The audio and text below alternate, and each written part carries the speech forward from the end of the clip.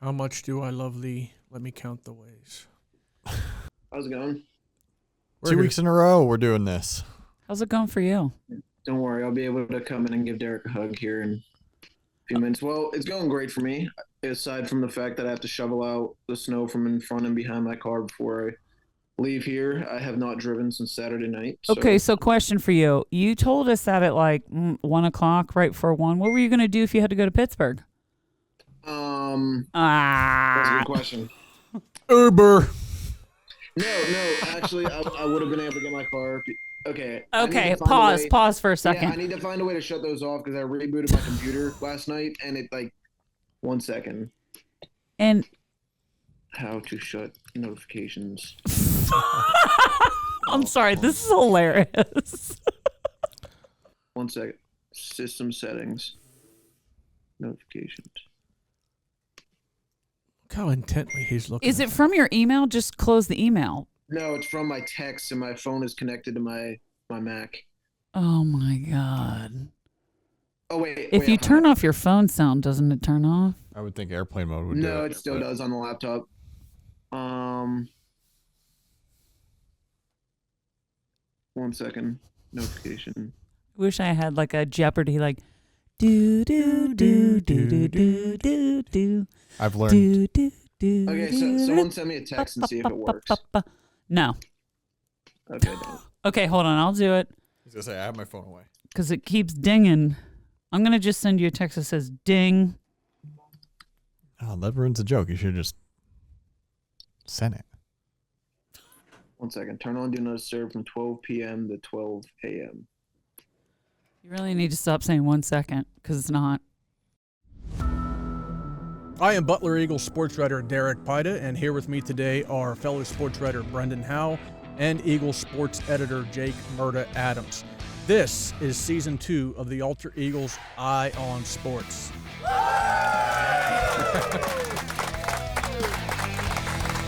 I want to start the show by saying I really dislike the Steelers for the Saturday afternoon news dump that they decided to drop on us.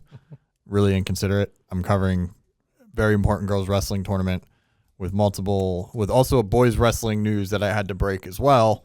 And they decide, hey, you know what would be a great idea? Let's hire a head coach. You know what would also be a great idea? Let's hire the head coach that no one wanted. Yeah, I can't name anyone in Pittsburgh that wanted Mike McCarthy. We'll get to that, though, later in the show. But, yeah, it was before the snow hit. Good weekend of wrestling. Calm before the storm. Yeah. Kind of.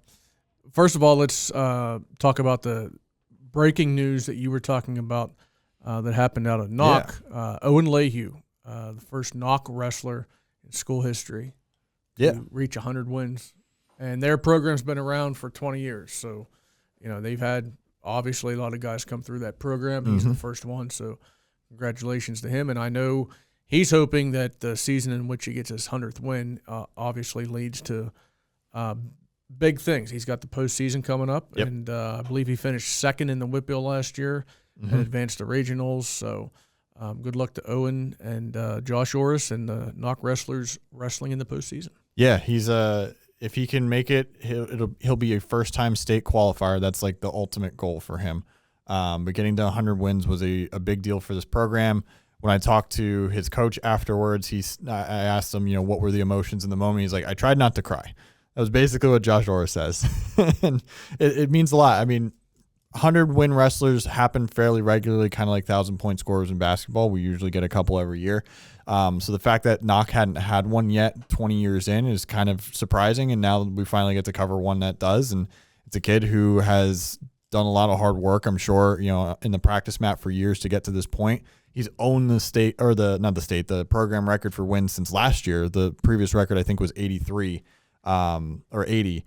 But, he got it on the very first match on Saturday. Got the call, basically got the information basically as I was rolling into Butler's tournament. He was very excited about it. Parents had the banner and everything saying, congratulations, Owen, 100 wins, all that stuff. It was very good.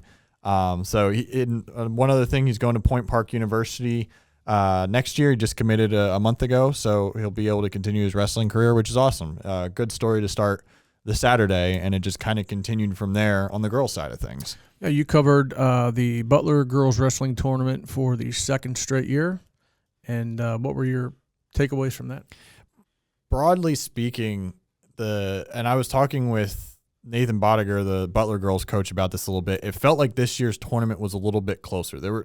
In any wrestling tournament, boys or girls, doesn't matter. There are still blowouts, especially in those pigtail rounds, first round, stuff like that.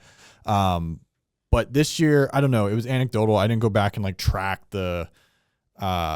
any of the results from last year. That would have taken hours and hours of time after a really long day. But it just felt like there were more competitive matches. We had a girl in Karma 40 from Knoch who won and the 8th second with 8 seconds left in the match, getting an escape after she had given up a takedown to tie it 30 seconds before that. I didn't remember seeing too many of those in the medal rounds last year. You would have some tight competitions, but there were still a lot of pins or a lot of tech falls. This year it just felt a little bit closer. Now, I say that, in Canon-McMillan, which Bodiger called basically one of the best programs in the country, ran train on everyone. They were in almost every single medal round. They were in a ton of the championship bouts. I think they won by 60 points in the day. They were clearly dominant. That's a very good program that I would, if there were a team championship, it would probably be a contender, if not the number one favorite at the state meet. There is an individual team champion that's handed out in Hershey, and I would imagine that they're going to be very well represented there, if not on the podium. So it was really competitive. It was a good tournament last year. I thought it was pretty competitive too. It felt like it had taken a step up this year. We had 4 girls take home silver. Butler's Anastasia Manchester got a silver. Shy Calabra from Seneca Valley did, and the Hannah Hornet girl as well. That was their first. They had one, I think, get silver last year. They now have 2. It was Seneca Valley's best showing at this tournament. Granted, it's a 2-year-old tournament on its own. It was with the boys JV program for a couple years too. But Butler did really well. I think they finished 4th in it. It was a good tournament. It was pretty quick. We got a couple of decent stories out of it. I talked to the Butler kids. I talked to Knoch about having Logan Downs back. Ran that story on Monday's paper. They're all very happy to have their coach back and ready to go for the postseason. They kind of feel whole again, was the sense that I got. Seneca Valley just feels like it's growing, especially those two. That for Shy Calabra to get second was a big deal for her. She doesn't usually do that well at tournaments. She had come into the day at 8-9 actually record wise, and she left 10-10. Had a big day. For Hannah Hornick, it wasn't. She went up against a really tough matchup in the championship match, lost, but for her, it's more like, I need to learn certain things now, work out some of the kinks now, so that way I'm ready for the postseason. She's got bigger goals ahead for herself. And then also I talked to some coaches for a story that ran in Tuesday's paper about just where the depth is with girls wrestling as a whole, just kind of taking a 1,000-foot view. There's still a lot of forfeits and dual meets. I went through and looked at the data, and it was still more than half of the individual bouts in a duel, so head-to-head, not these individual tournaments, are ending in forfeits this year with matches involving Butler County teams.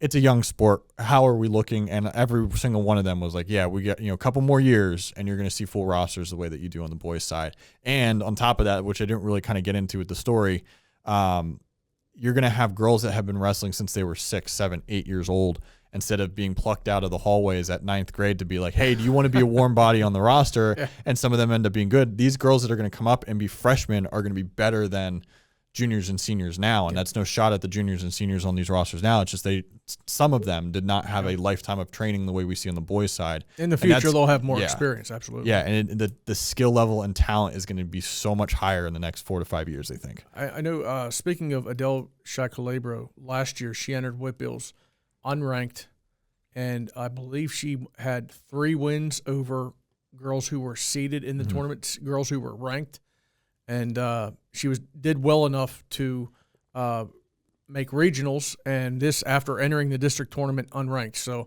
hopefully in our local kids' case, we mentioned Hannah Hornick, Anastasia Manchester at Butler, and Calabro.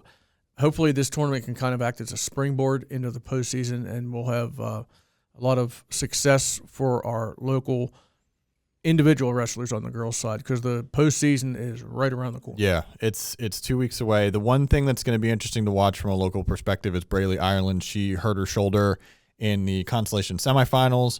She tried to tough it out, got back in on the mat after about 30 seconds of injury time. I stepped away thinking that she was kind of good to go to tough it out. Apparently she injury defaulted after that, didn't compete then in the 5th place bout, which came up afterwards.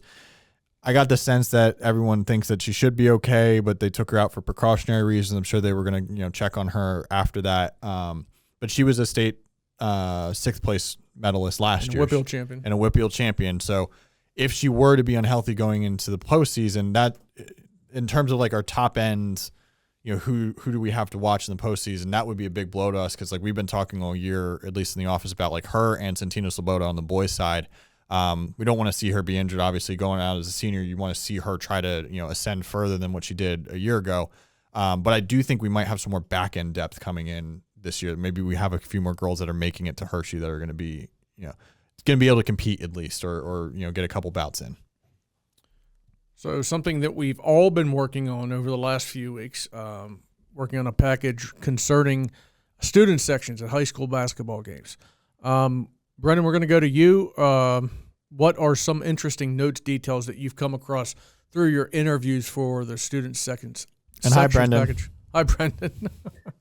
Yeah, finally I can talk. I worked on the theme story about what each student section or most of the student sections in our area. I wasn't able to get in touch with all of them for different reasons, but I got to talk to the kids about what their favorite theme is in the student section or what the overall favorite theme is.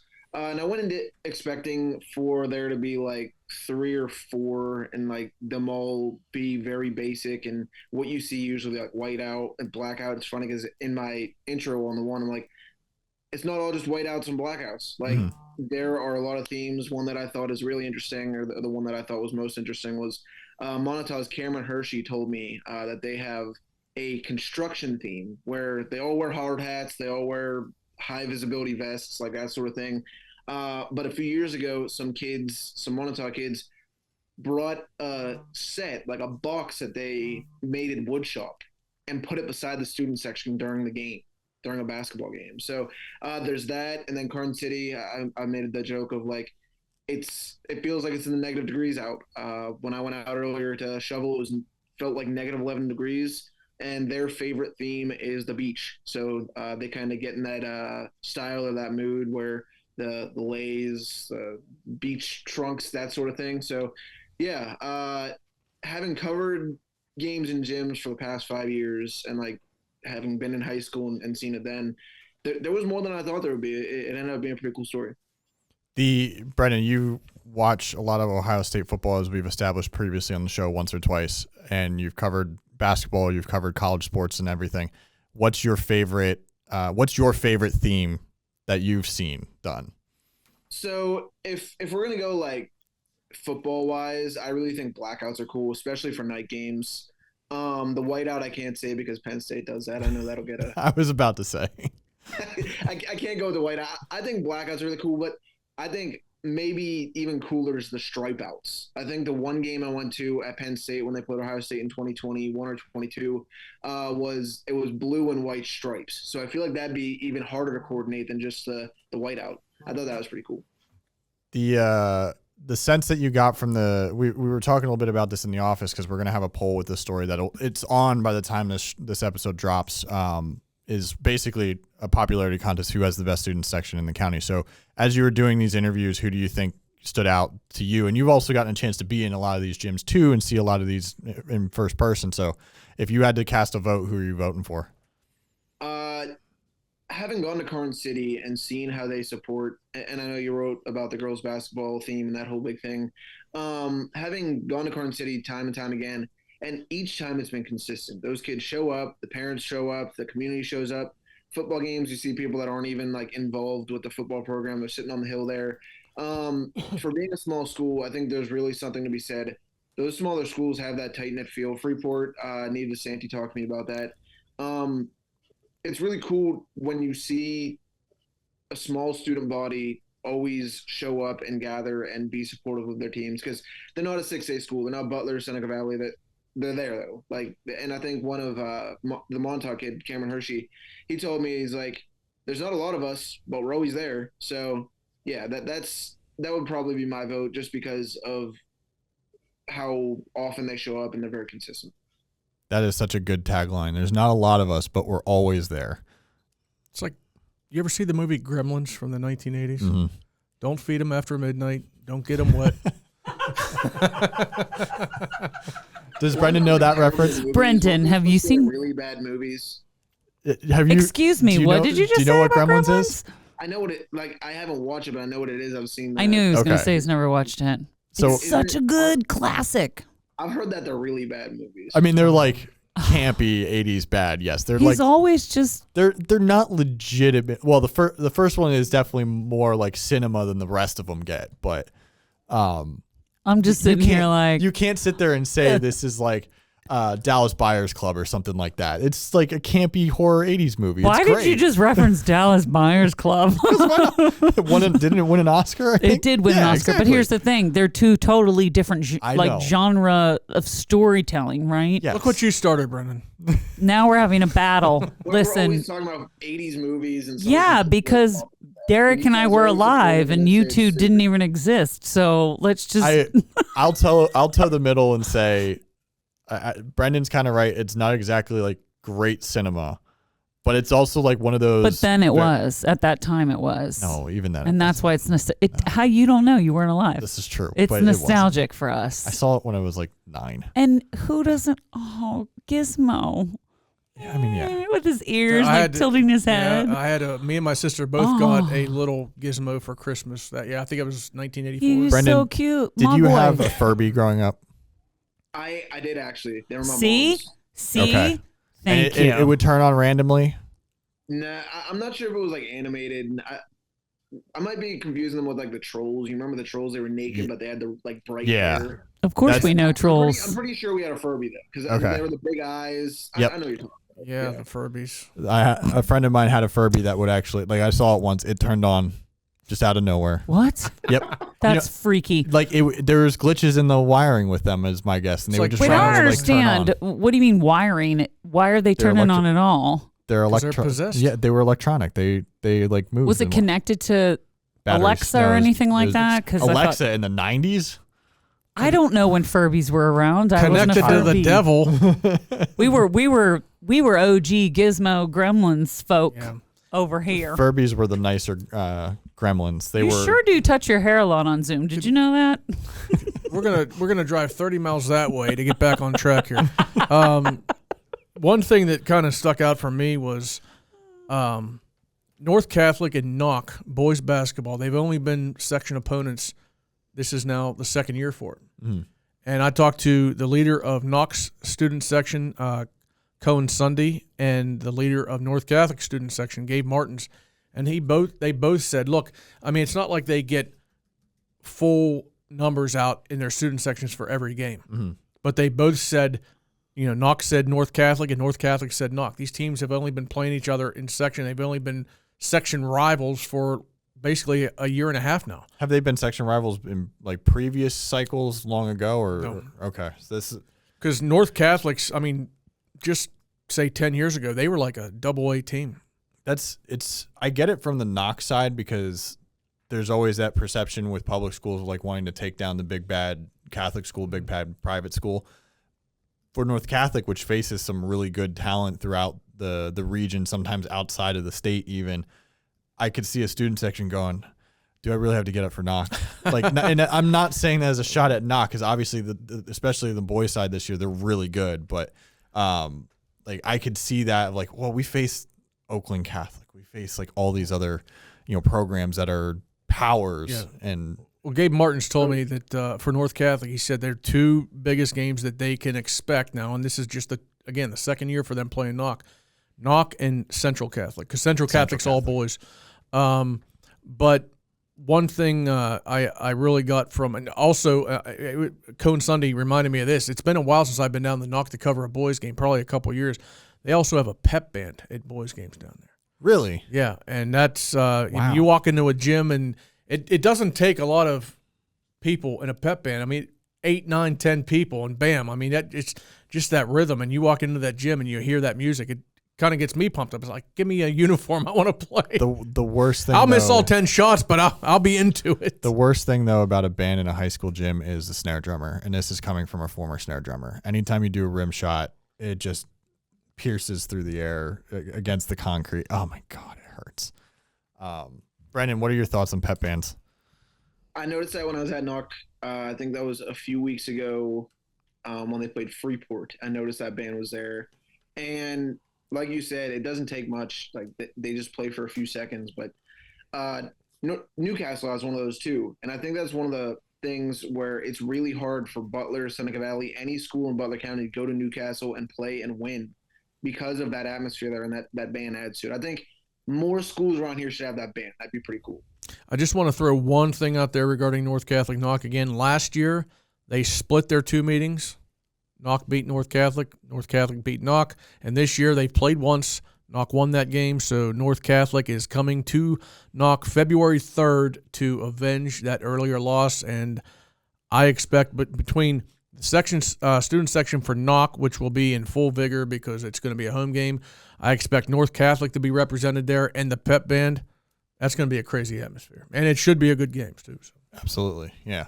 This is a good project. I'm still going through kind of the editing and whatnot with it, but it's going to be a good one for readers to interact with, and hopefully people go out and vote.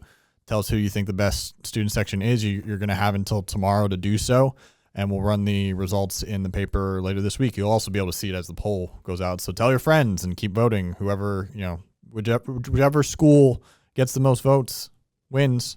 So do your job. Go tell people. Tell a friend to tell a friend to tell a friend. Do it. With this project, I just thought of this.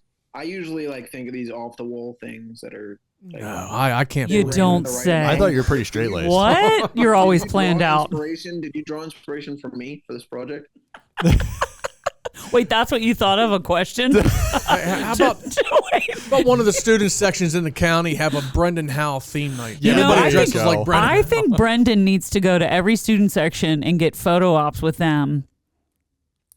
Let's make that happen. It's like, where's Waldo? Where's Brendan? Yes. I talked to Joey Santa from Mars. I was telling Jake this, and I'm 27. I'm 28 in October. We're still have a little while. We're already looking at 28. No, Bailey jokes that I'm almost 30, and I say I'm almost 28. What? But I talked to this kid, Joey Santa from Mars, and when we were done talking, he called me Mr. Howe, and I said, no, none of that.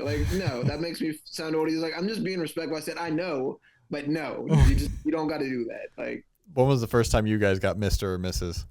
and just died a little inside? Not long after I started working here, because you're interviewing high school athletes a lot, and when I started here, I was 24, and back when I was in high school, when I was 15, 16, I looked somebody in their mid 20s as, geez, whiz, man, you're getting up there.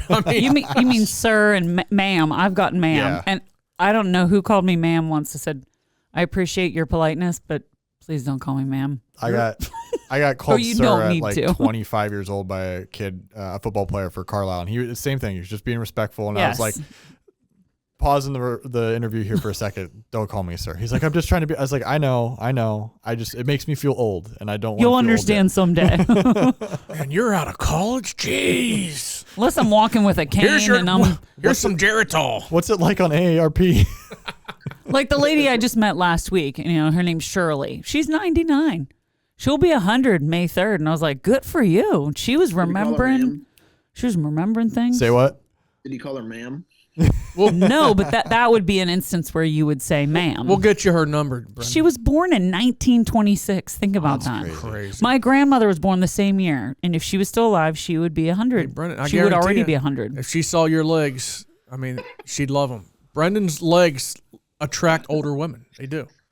Well, not me. I'm older than Brendan, and I don't look at his legs. You got to be 10 to 20 years older than you are. I was in Walmart the other day. Admittedly. Oh, you're again, talking this about happened again? Someone in their 60s? It was 5 degrees out. I was in Walmart. And as I was walking through Walmart, this old woman stops me. She says to me, she goes, aren't you cold? And I said, well, not right now, but when I go out, I'm a little bit cold. She's like, I'm just worried for you. I was like, it's all right. I'm good.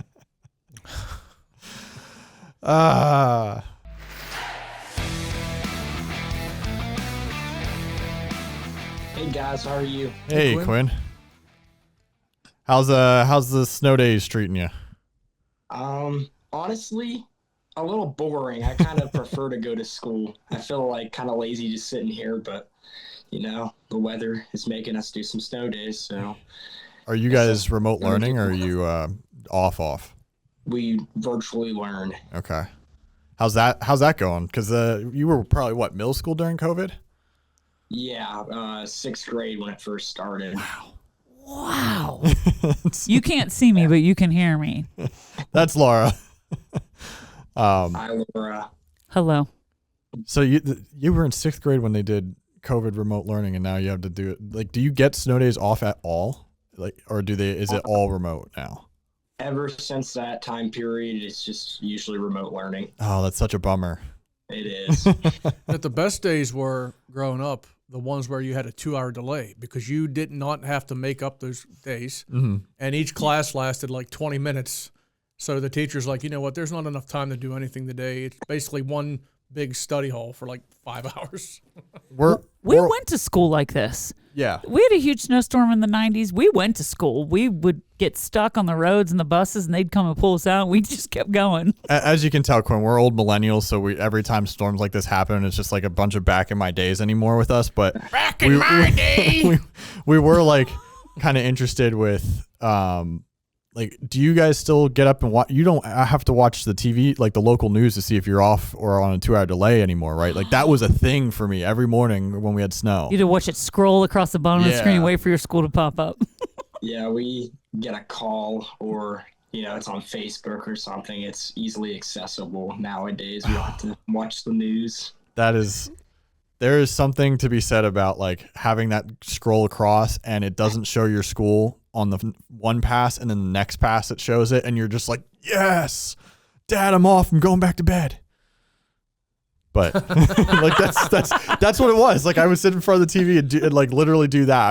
I would watch to see if Northampton was going to get off or have a 2-hour delay, and if that happened, I was going right back to bed.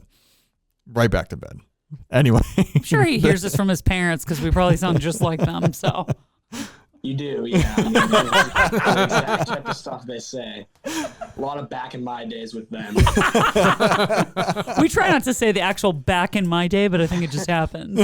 All right, this week we are publishing a series of stories on county student sections from Butler to Karns City to Mars, all of them. And we do have someone from Karns City here today to talk to us a little bit about how student sections tick. Quinn Robinson, senior at Karns City High School. He leads arguably the most active student section from what we can tell in the county at boys and girls basketball games. Quinn, welcome to the show. How are you? We just talked about this. How are you enjoying your couple days out of school? Yeah, like I said, a little boring, I mean, I miss being around school with everybody and getting stuff done, but, the weather is making us be online. Quinn, I interviewed you for one of the stories that's going to be appearing in the Butler Eagle about student sections. What originally got you interested in participating and then leading the student section at Karns City? Like I said in that story, we used to have a leader last year, Cam Ely, and me and him were very close friends, and he ran a pretty active student section as well, I thought I just wanted to continue it on. Now, did any of your classmates kind of urge you when they knew that obviously Cam was going to be graduating? Did they kind of urge you to take on the leading role because your classmates know that you're outgoing and outspoken? Yeah, last year, a couple of those guys like Cam himself and, just other peers of mine this year, said that I should do that. And I agreed and got myself in this spot. A lot of times when we have guests on the show, it's an athlete or coach from the area. We don't often have like a student section leader. And I'm sure you play sports too, but in this context, we're talking to you about being in the student section. So give us your origin story. We ask players all the time, like, what got you into baseball? What got you playing football? Whatever. So give us your origin story here. What have you done growing up? What sports did you play? What are you interested in? Things like that. Yeah, I'm a big football guy. I mean, that's my sport. I love football. I love watching football. I love playing football. I've had a lot of injuries the past 2 years, so I couldn't really have a productive high school career. But yeah, and then just wanted to help out with basketball because I'm close to a lot of those guys and girls. So that's what made me want to do the student section. Speaking of, you probably know more about this team than just about anyone except both teams, except anyone except those two teams, the coaches and players involved. So give us your scouting report. You see these guys and girls more than we do. What should people know about Karns City boys and girls basketball from your front row vantage point? I mean, I think they're two pretty solid teams. I don't want to say one's better than the other, but yeah, they're good, they're aggressive, and they're passionate. What's going to make them a threat in districts? Like break down a little bit X's and O's best you can. Like where are their strengths, their weaknesses? What's going to make them a dangerous playoff team? Yeah, I mean, honestly, I'm not the biggest basketball guy in the world, but the boys, they got some guys that can shoot from deep, like Cole and Xavier. Xavier got injured, but we're hoping to get him back. And we got a couple bigs like Keegan Schreckengoss and Trevor Geibel. I don't want to leave anyone out. I think Bryce can also shoot from deep, and they've got just a ton of good players there. And then girls, we got some veteran leaders. I mean, our boys don't even have a senior, but girls, we got Naomi and Hannah Daly, who have both been around playing for a while. Hannah Somerville's another one that can bang some threes. And we got a freshman named Taylor Ritzert, who's really come on this year as well. And Liv Farron and Maddie Mahood have also been breakout players for us. So I think that we just have some stars and can go far with them. So, Quinn, you talked to us for a story about what level students support the boys and girls teams, and it seems Karns City supports both teams very well. Do you take pride in that, the fact that the support for the boys and the girls is very strong? And why do you guys take pride in that? And has it always been that way as far as you know? Yeah, I take pride in the boys and girls having like an equal following because, they're both just as capable as each other and both are just as good. And I think it has always been like that. So I just kind of followed the same model that Cam and guys above Cam gave me and just support both equally. So what would you say is your favorite part about not only being part of the student section, but being the leader of it? I give this answer a lot, but just being able to help out the teams the best I can and maybe making a difference with it. And it is also just such a good time to be messing around, goofing off with friends, just screaming stuff you wouldn't normally scream and just having a ton of fun. Now, I know you guys have theme nights. Do you have a theme night in particular that is your favorite, and has it been held yet this year? I love beach day, just being in the beach flannel and beach hat and all that type of stuff. So that would probably be my favorite, but we've done so many fun ones, like dressing up for Christmas was really fun. I like construction we did a couple nights ago against Du Bois. That was a fun one. And those would probably be my top three. It would be very ironic if with the weather outside they had beach light night, like right now. People walking into the school with like bathing suits. You should. You should do that. That would be hilarious. My guess is that your classmates and yourself would show up in warm clothes and then go to the bathroom and change before you walked out on the court. I really just kind of go in with what I have to wear. I mean, there's a lot of times that I go in with like a wife beater or something on like that. Because, I don't know, I feel like you just got to walk in feeling all confident with your gear. Man, I'll tell you what, if you walk into the school with bathing suit on in this weather, you got my respect, absolutely. Flip-flops, towel around the neck. The image you sent us for the promotional for this is you guys all reading the newspaper. So what was that night and what was give us the background behind that? Yeah, that was the beach night. That would have been the first night of the year. We just wanted to start out with like something fun. We did that when the other team was announcing their starting lineups, because we always do something like maybe we fall asleep or turn our back. But we haven't really seen anyone read the newspaper during a starting lineup. So one of our biggest supporters in the student section, Alex King, brought a whole bunch of newspapers, and we just thought that was a great idea. That's awesome. What's the part of the point of being a student section is to cheer on your own team, but there, if not more so, it's about also kind of poking fun at, mocking, trying to get under the skin of the opposing team. So what's like the best reaction you've ever gotten from an opposing player, coach, parent, or anything like that from something you guys have done during the game, pregame, anything like that? I mean, I feel like most other players and parents are pretty good sports about stuff like that. Like they're able to shake it off kind of. But in one of our games against Forest, we were heckling them at the free throw line, and one of the moms didn't like that very much and told our student section monitor, and it was a little bit of a mess. But no. Any situations where like you helped them like miss a shot, you timed the chant well or something, you just saw that you got into their skin in that moment? We like to do one thing during a free throw. We have someone that can do like the Aaron Rodgers cadence very well. His name's Brock Dittman, really good athlete at our school. And we just get it silent. We get our front line to go down in like 3-point stances, and he just says the cadence as loud as he can, and it's great. It's my favorite thing in the world. So, Quinn, is there anything special coming up or something you're excited about that you want people to know about and support? I mean, I feel like we got a lot of our tricks out last week with big games against Du Bois and Red Bank that we unfortunately weren't able to win. But, yeah, we got a game against Montauk that got canceled today coming up for the girls. So whenever that is, I think we're going to be packed and ready to go for that one. So I would say that's probably the biggest game left in the regular season anyway. Quinn, I am scheduled to cover, if it's held, Karns City Montauk boys basketball. I believe that's tomorrow at Montauk. Are you headed to that game? I personally will be, and I think I'm going to try to get a little group of people to go with me. So if we get enough people there, we might hold a student section in an away game, which would be really fun, and I'm sure it wouldn't cause any problems with Montauk at all. Oh, of course not. But it's Montauk. I know you're going to do your best to make sure you guys are represented there. Is there a school that you enjoy going to most to be the road team student section? Is it Montauk or Forest or someone else?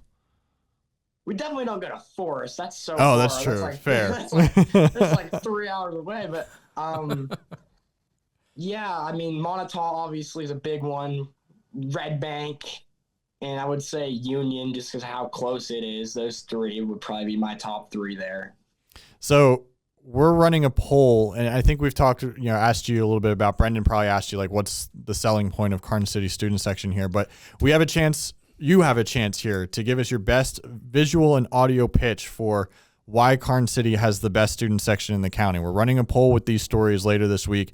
This episode is going to drop in the middle of that, so we can, you can clip this, you can share it with your friends and be like, hey, you've got to go vote for this poll so we win.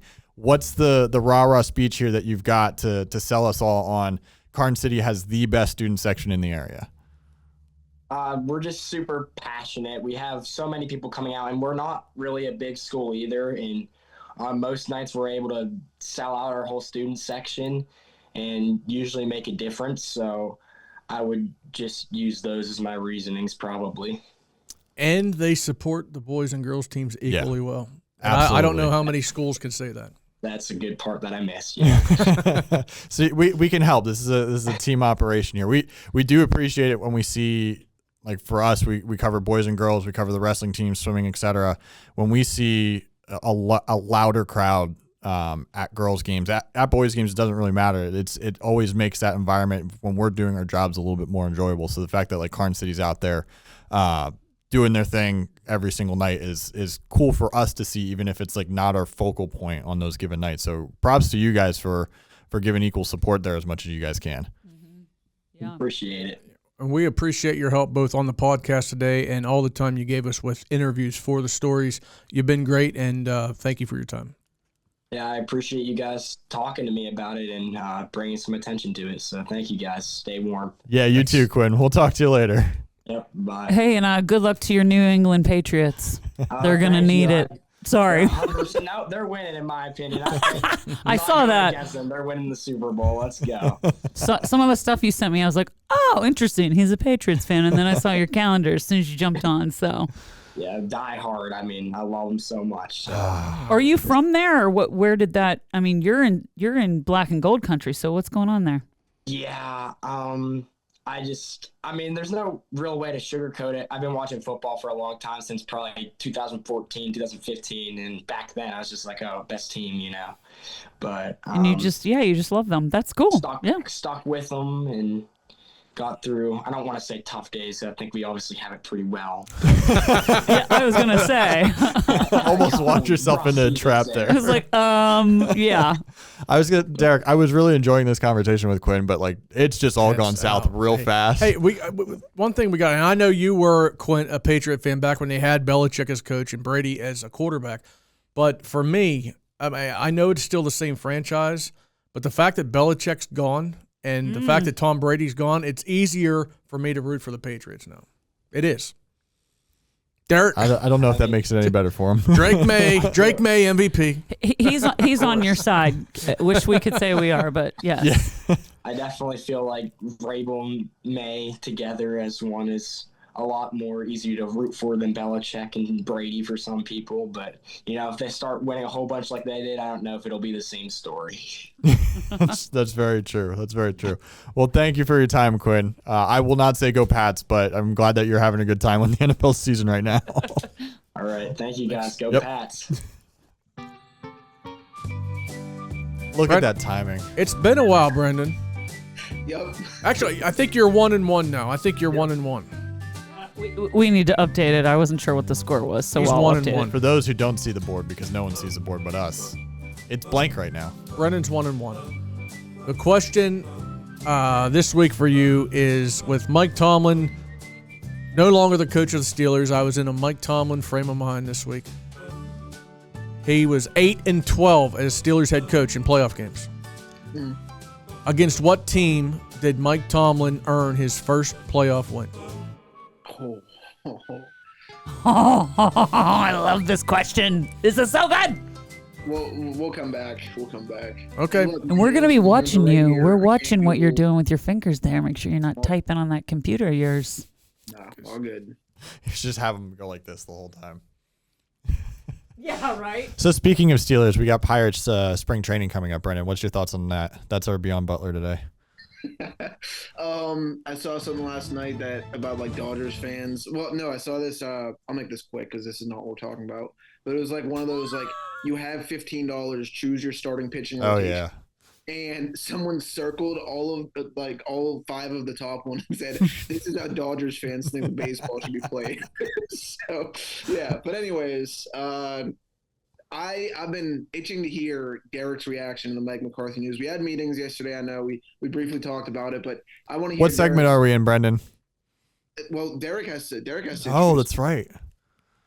What segment are we in, Derek? It's Beyond Butler, where we talk about sports outside of Butler County, whether it be pro or college sports. And this week, it's a no-brainer. The Steelers hire a new coach, an old coach, a new coach, however you want to look at it. He's Mike McCarthy, Pittsburgh native, 62 years old. Brendan, your thoughts?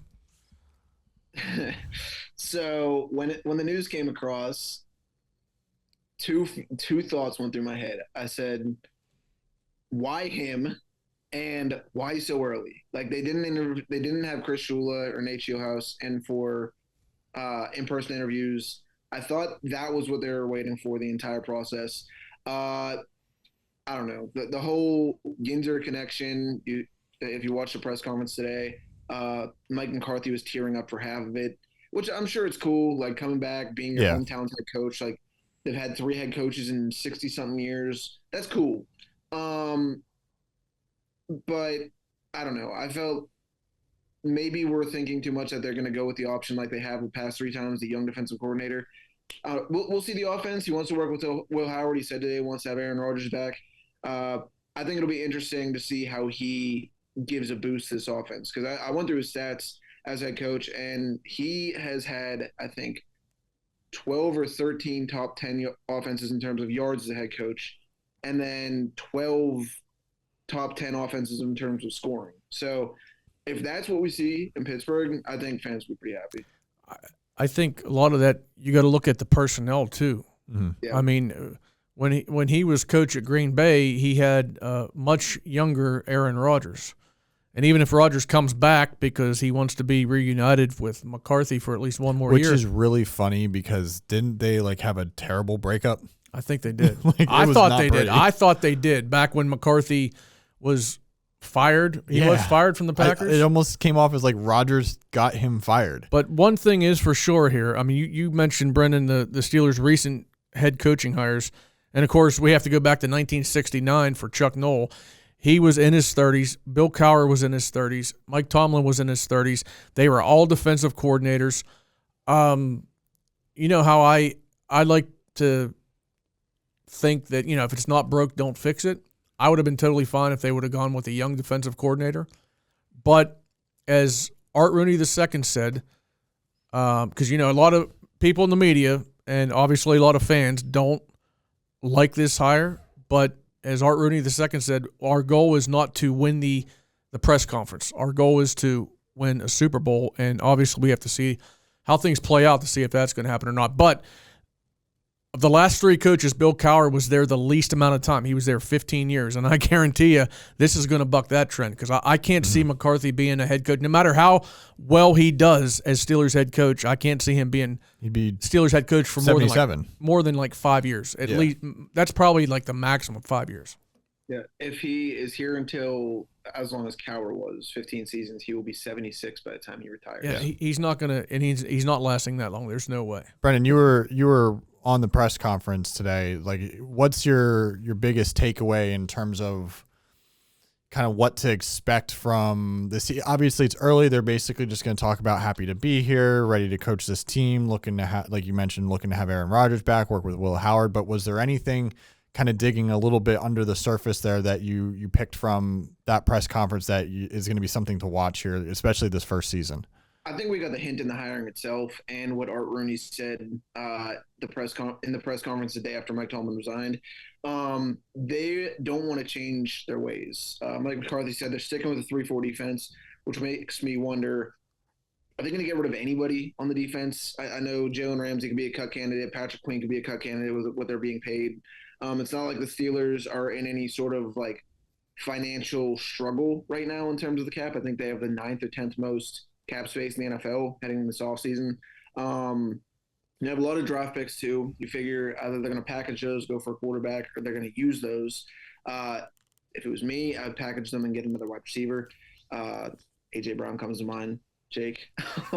As we've talked about, yep. I think with this, I don't think we're going to see any major change in terms of personnel. Whether Aaron Rodgers comes back or not, I know like he's gonna come in and say like, oh, I like Will Howard, I like Mason Rudolph. I'm sure if Aaron Rodgers is not coming back, they're gonna look for a quarterback in some capacity. I'm not sure you go with a second-year quarterback that hasn't taken a snap even in the preseason, or Mason Rudolph, who this would be like his fourth hurrah as like the Steelers starter, and none of them really went too well. I know he had that surge towards the end of the 2023 season. But I think it's going to be the thing that people are frustrated about is that you're not getting much change. It's kind of going to be the same here. And it might be a few years before we see any difference in the way that this team kind of operates the success that they have. Seems fair. Yeah. I mean, we know, I think the one thing that's like, if I'm looking at this glass half full, McCarthy's floor is respectable. I don't know if he's necessarily like this whiz kid offensive coordinator the way he kind of came up in the late 2000s when he first took over Green Bay, but he hasn't really led too many terrible teams over the years until like his final years in Dallas and Green Bay when he gets fired. But you at least expect at a bare minimum you're going 9-8 again probably, which that's I was thinking about that. I don't mean to cut you off, but I was talking to Zach Zimmerman, one of our news writers upstairs. I would say with and obviously a lot of this is going to come down to who's their starting quarterback next year. Is it Will Howard? Is it Aaron Rodgers? I wouldn't be surprised if Mike McCarthy does no worse than Tomlin has done recently, make the playoffs. But the question is, can he take them to the next level, which is winning a darn playoff game? I mean, it's something that hasn't happened since January of 17. Can he take him to the next level? That's what I'm anxious to see. I think that's any Steeler fan that knows their recent history wants to know that. We're used to making the playoffs. Can we advance in the playoffs, or are we just going to get our butts kicked in the first round? My friend Nick Faribaugh, he had the last question of the press conference, and everybody's focusing on the quarterback and the development of this and how's the offense, how's the defense. And he brought up, I think what the elephant in the room has been, if you start to look at these mock drafts with them going out and getting Denzel Boston, Jordan Tyson, Carnell Tate's not available in any of these mock drafts by the time they select. But Nick asks, what is this receiver situation going to be? And Mike McCarthy pointed out, like, they had Jordy Nelson in Green Bay. And I know you say they had Aaron Rodgers in Green Bay. Their receiving core in Green Bay wasn't even that special. Like, I don't think. They had Randall Cobb. They had Donald Driver, who felt like he was a grandpa from the time he was in the league. Ooh. They called him grandpa. They called him that. And I remember, like, seeing his card or seeing his picture when I was younger and thinking he was older than he was. Maybe it's because he was bald. Devontae Adams near the end was another one. Greg Jennings, I forgot about him. Yeah, Devontae Adams wasn't a first-round pick, though. I think they found him in the second or third round. So I think, and this is just my 2 cents, if I could go out and do something this offseason, my major focus would be getting a wide receiver and worrying about quarterback later. No matter if Rodgers comes back or not, but I think you need to – and who wrote about this? Someone talked recently that Ben Roethlisberger talked recently about when he came in, the team was already built around him. They just dropped him in and boom, 15-1 season. I think, and I don't agree with Ben Roethlisberger a lot, but I think that's a pretty smart plan. Wait, say that again. What you just said. You don't what? Ben Roethlisberger? Agree with Ben. You don't agree. Okay. But he agrees on this point. Okay. You hear that, Ben? Are you listening, Ben? Who had the most receiving yards and receptions for Aaron Rodgers on the Packers during his career there? Yeah. Jordy Nelson. Nope. Devontae Adams. Yep. Nelson was number 3. That's not your trivia question for a record, though. That's your warm up. That's your warm up. I think I know what it is. Okay, whatever.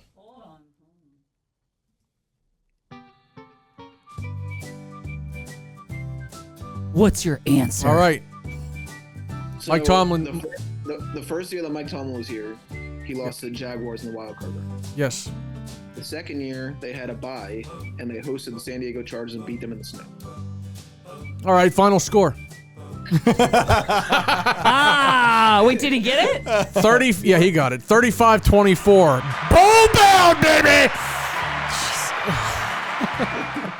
They beat the Chargers, and then he beat the Ravens in the AFC Championship game and beat the Cardinals in the Super Bowl. I remember watching that AFC divisional game there against the Chargers. Obviously, I remember the game against the Ravens. I rewatched that recently. It was just as fantastic as I remember. But Santonio Holmes had a punt return. He did. Didn't he? Yeah, he did. Yep. How many games have you guys rewatched years later? Derek's answer is in the thousands. Guys do that? Oh, yeah. All the time. On YouTube. There's a guy on YouTube. His name is, the account name is Bart Simpson. It's a picture of Bart Simpson, and he has a bunch of full game replays of games dating back to like the 1980s. I think I've watched 2 games ever, like replay them. And one of them was Game 6 of the Phillies Tampa Bay World Series in 2008, and the other one was the 2018 Super Bowl. That's it. I don't watch other games. Jake, you're a forward-looking man, and I live in the past. And Brendan, you're kind of like both, I think, because you respect history, but you're looking forward. You're looking ahead, right? Derek just said I don't respect history. Going to be a rumble in the podcast studio. You want to fight, Derek? You anyway, Brendan, you're now 2-1, so obviously you're off to a better start than I got. I think I'm 3-11 this year. this podcast season. So regarding high school winter sports, we got swimming, we got diving, we got wrestling, we got basketball, we got bowling. Jake, bowling fan over here. What? Yep. So what storylines are you guys looking forward to most to see if they play out over the next few weeks? What's caught your attention, Brendan? So I've talked about this, I think, a few times on this podcast, but right now there's a log jam in Whitfield Section 16A on the boys' side. I covered 2 games last week, both of which were losses for our teams. Seneca Valley lost to North Allegheny. Butler lost to North Hills on the same night. And then Butler comes out on Friday against Newcastle and just probably has the worst performance that I've seen Butler have in the time I've been here covering their basketball team against a really, really good Newcastle team. Like, I think that each one of those starters on Newcastle has a Division I offer or has a college offer. Wow. So, and they're young. They're freshmen and sophomores. Like, so they're not going away anytime soon. It's kind of the opposite for Butler. Like, they have these 2 stars who are seniors and a lot of unknowns. Like, when we walk into next season, we're not going to know a ton of these Butler kids, even though I've written about some of them and given an introduction a little bit. Toby Geibel last week, he's also senior, but that makes it feel even more consequential, like this playoff race for Butler, because this could be, depending on how things shake out, the last time they have a chance to like make a push for maybe a few seasons after this, depending on how players grow, how the team kind of performs after this. I'm really interested to see how they bounce back after that loss against Newcastle, because that could be a real like kneecapping loss, I feel like, especially in the way that they lost. Yeah. Your turn, Jake. It's see, I've had trouble trying to figure out what my answer would be. Brendan had one of my possible answers, like what could happen with Butler boys, and you could attach the girls too. They're also very much in a not quite as wide open, but pretty wide open section race in 16A as well.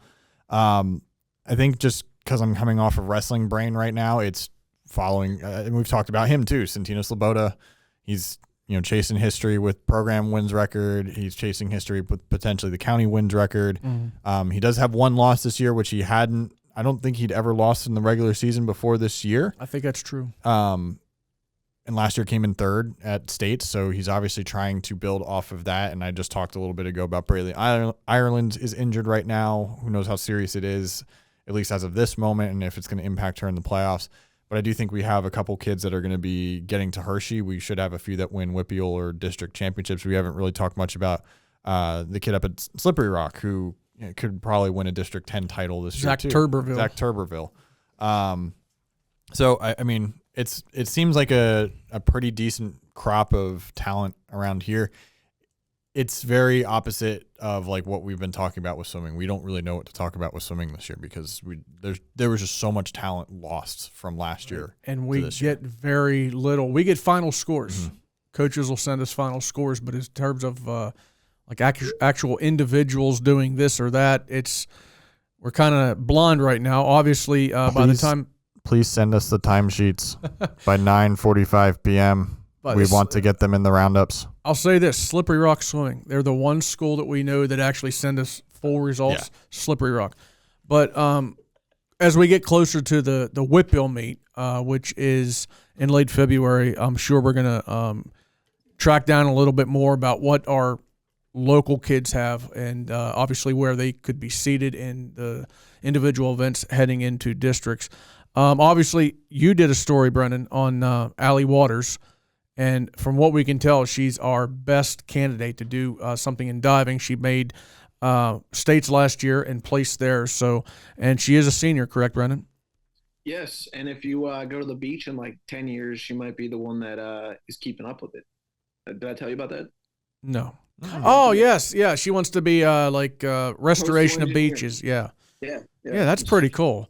And she made the comment that she'll be working in nicer weather and she'll actually see the sun other than just gray sky. Wait, what's she doing? What's she gonna do? Beach restoration. Coastal engineer. Beach restoration. Interesting. Wow, the things you know and learn as you grow older. She's gonna have her work cut out for her. If I could jump in my DeLorean and go back, that would be a cool job. Better than working with us. No, I love this. November 1st, 1955, I believe was the date he went back to. Anyway. Yeah, it was. Seneca Valley Hockey I was thinking is about that still too. unbeaten. They're 15-0. They got 5 regular season games left. Their next game is Thursday, which is the day that this podcast drops, against North Allegheny. But, yeah, 15-0, and they're defending Penguins Cup and state champions. So how far can they take this run?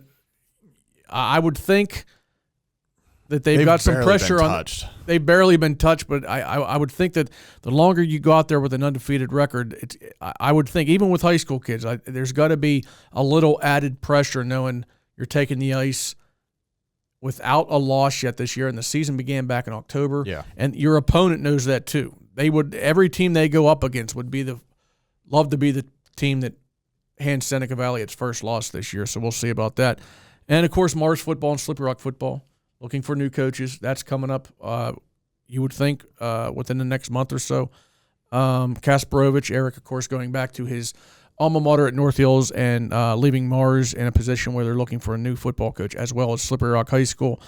And I actually threw this in there too because I'm interested in seeing it because I covered them a few times last year. Did a story on Madison Romanovich when she scored her 1,000th point. Last year, Slippery Rock girls basketball had a great turnaround season. They went from 7 wins. I think it was actually 10 wins combined over the previous 2 years to 18-8 last year. They finished 4th in District 10, and they lost in the first round of the state playoffs. But Madison Romanovich is scoring 8 more points per game this year than she did last year. And she had a good year last year. As a junior, she put up 16 points a game. Now she's averaging 24. I think she's had 4 games this year where she scored at least 30. So how can she finish the season? What are her stats going to look like by the end of the season? And more importantly for Slippery Rock, can she lead along with her teammates? She's got some very capable teammates like Brielle Jordan. Can they take a step further in the playoffs last year? Because 4th place in District 10, I know Jeff Steele's hoping for a better finish this year than that. And also, very immediately, Brendan has been working on some stuff with this. We got Natalie Hambley, who's a game, maybe 2 away from breaking the school's scoring record all time.